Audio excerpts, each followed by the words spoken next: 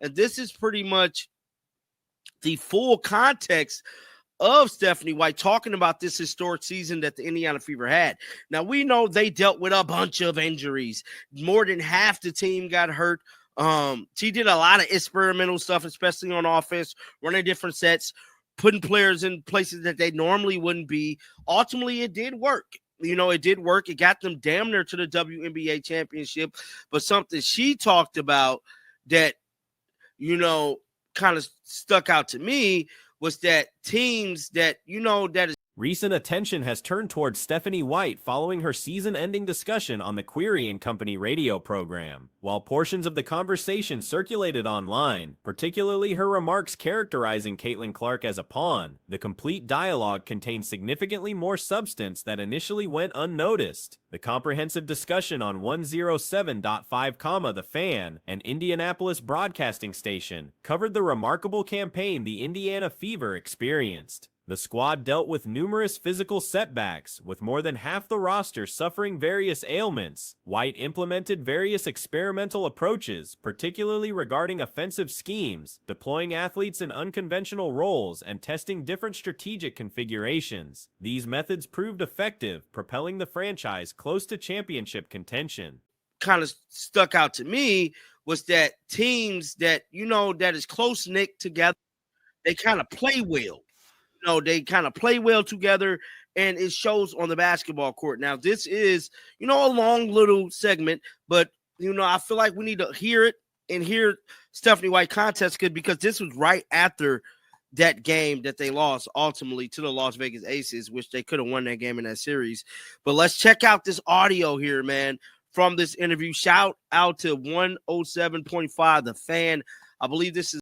During the conversation, White emphasized how squads that maintain strong bonds tend to perform better, with this unity becoming visible during competition. The discussion occurred shortly after their defeat against the Las Vegas Aces, a contest the Fever potentially could have secured. White reflected on teams that may lack certain advantages compared to opponents, noting how intangible qualities, mutual connection, and internal drive become crucial factors. She mentioned being captured on microphone during a timeout following Kelsey Mitchell's collapse. The medical personnel deserved recognition for their swift response to what initially appeared as simple cramping but was later identified as a potentially serious condition requiring ongoing observation. The actual diagnosis involved a muscular deficiency causing temporary paralysis lasting 5 to 7 seconds. Fan, I believe this is an Indianapolis radio station. Let's give it a listen, man. You may not, have all of the things that other teams or other people do.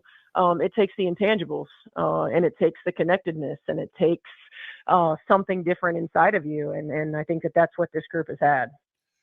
There was a clip that was shown on television where they had you mic'd up, and during a time, it was after Kelsey Mitchell had gone down, and, we now know that injury, and I want to give. White recalled sensing potential panic among her athletes and immediately reminded them of their unique preparation for adversity, having navigated similar challenges throughout the campaign. She recognized the moment could have shattered their resolve, but chose to remind them of their identity and capacity to discover additional motivation beyond simply winning. The interviewer observed how the contest mirrored their entire year, with the squad repeatedly fighting back whenever trailing. White attributed this resilience to the roster's exceptional unity. She expressed strong conviction that cohesive squads become victorious squads, and this particular group demonstrated remarkable solidarity. Regardless of when new members joined, the existing players embraced them, provided guidance, empowered them, and demonstrated proper conduct. That injury, and I want to give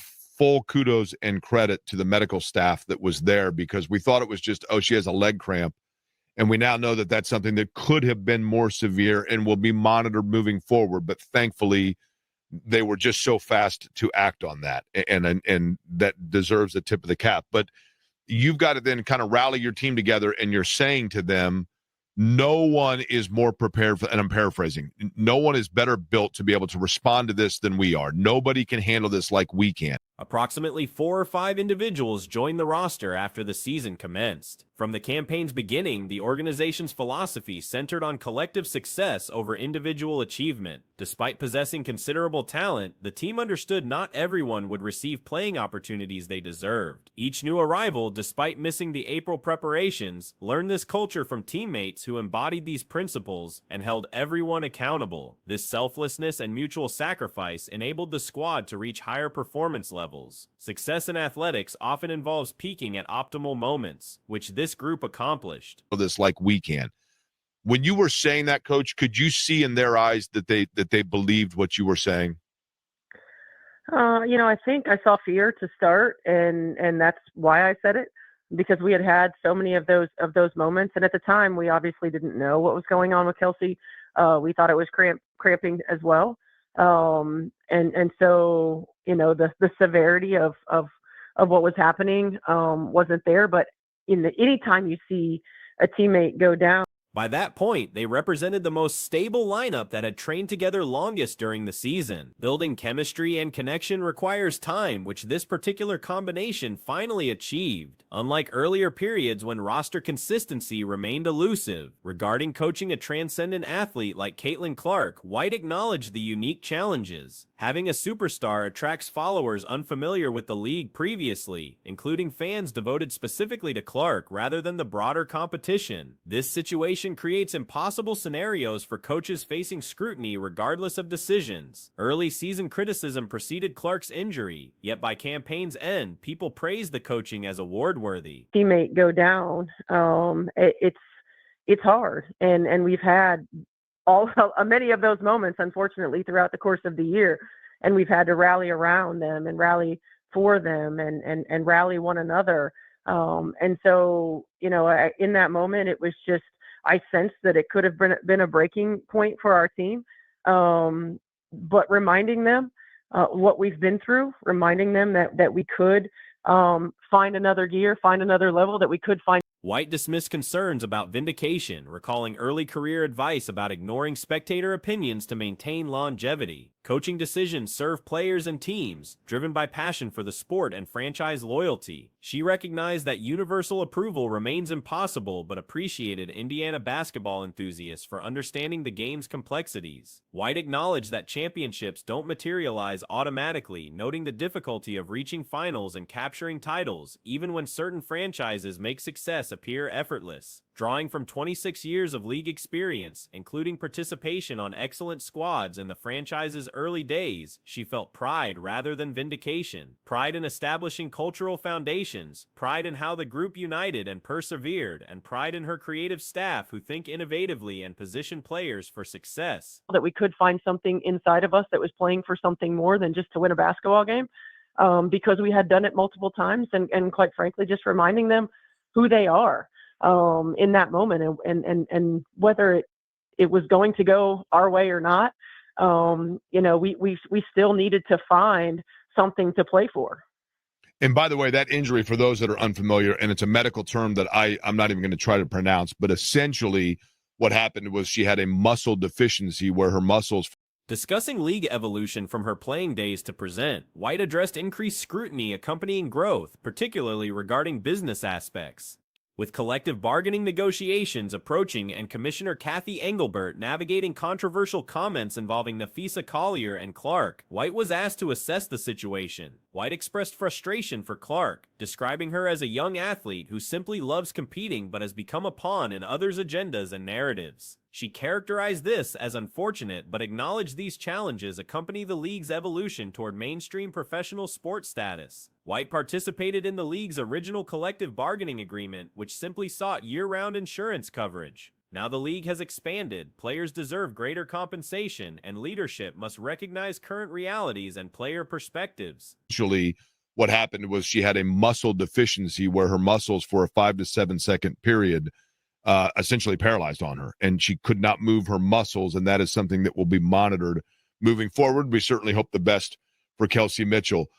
In terms of the way that in that game, I just thought it was a microcosm of your season, because every single time, and I'm not going to lie to you, Stephanie White, the Fever coach, is our guest here.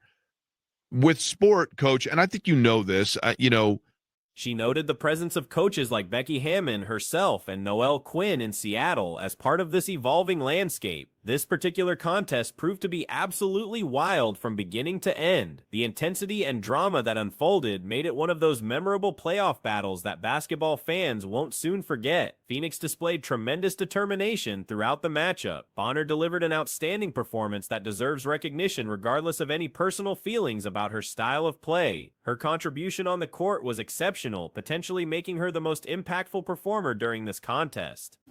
The Aces were up by 17 points going into the fourth. Yes, they were up 17 points going into the fourth and nearly blew it. They went down 7-2 and then went on an 18-0 run in the first quarter, which is mad. Jewel Lloyd had 12 first quarter points. She ended on 16.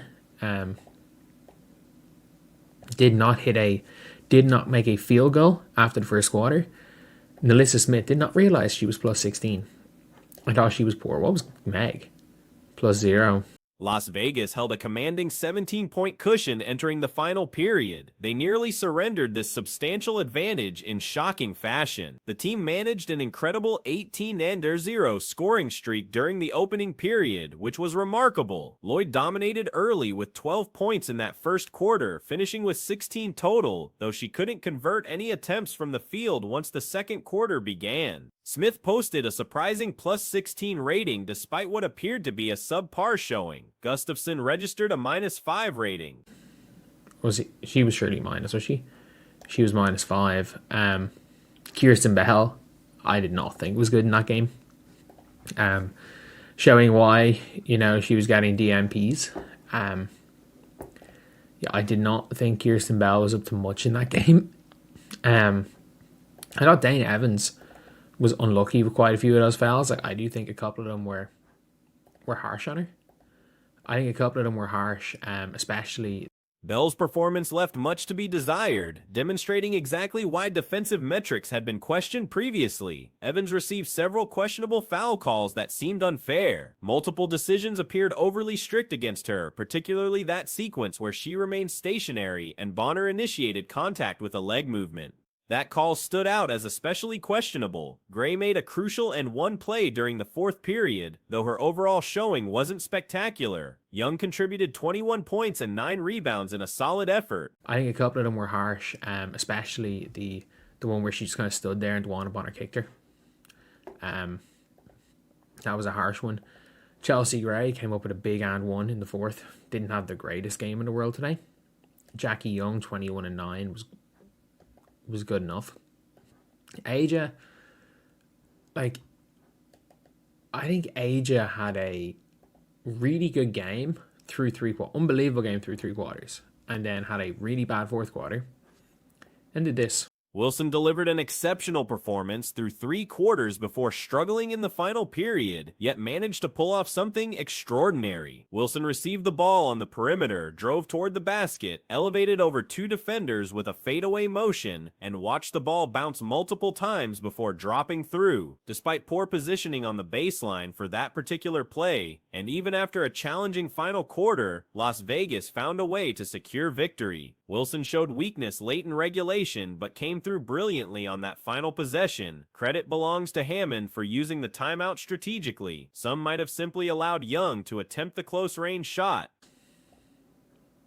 And she did this.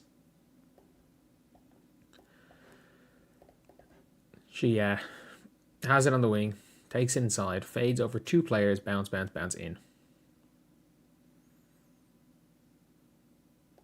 Bad inline play. I mean, even if the greats have a bad fourth quarter, they can go and pull that out. Young had just missed an awkward off-balance Euro step attempt, going left to right while shooting with her right hand, creating an uncomfortable shooting angle. Many expected Hammond to let that play continue, but there's obviously good reason why she earned significant compensation coaching at the professional level. Regarding Phoenix's roster, Sabley appeared seriously compromised. Legitimate concern exists about her condition following that collision. She looked genuinely disoriented, almost limp when teammates helped her up. They can go and pull that out. they can go and pull that out of the bag. Like, have to say, I didn't think it was good down the stretch, but it was fantastic that last possession. And fair play to Becky Hammond calling the timeout. I would just let Jackie Young shoot the layup. Jackie Young missed like an off-footed kind of Euro step, like left-right going.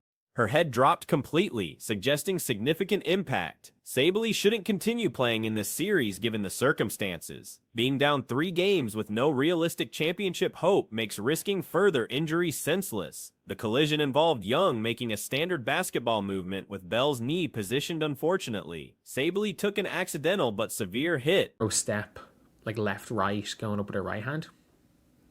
So that's a really awkward thing. But yeah, like I thought she was just gonna let her take the layup, and I would have done that. And there's a reason why Becky Hammond is making 7 figures a year coaching basketball, and I'm talking about the team that she coaches. But for the Mercury, Satu's done, man. I feel. The entire situation was unfortunate rather than intentional. Before the injury, Sabley had delivered a typical... Satu's done, man. I feel like genuinely, I hope Satu's okay. She was like legitimately dazed. Like, she was absolutely dazed. They picked her up and her head just like went completely limp. Like, Satu is not in a good way. And I hope she doesn't play the rest of the series. I hope she doesn't play the rest of the series because She had some positive defensive sequences, but nothing remarkable offensively. Copper struggled badly through 3 quarters before nearly single-handedly bringing Phoenix back into contention. Bonner clearly stood as Phoenix's most valuable player. Her refusal to surrender in the series was evident throughout. Cunningham didn't have her best showing, but knocked down the most important basket early in the 4th quarter run that made everything possible. I hope she doesn't play the rest of the series because she's hurt. There's no ifs, ands, or buts about it. Like, Satu's hurt. Like that, it looked like she was not with it.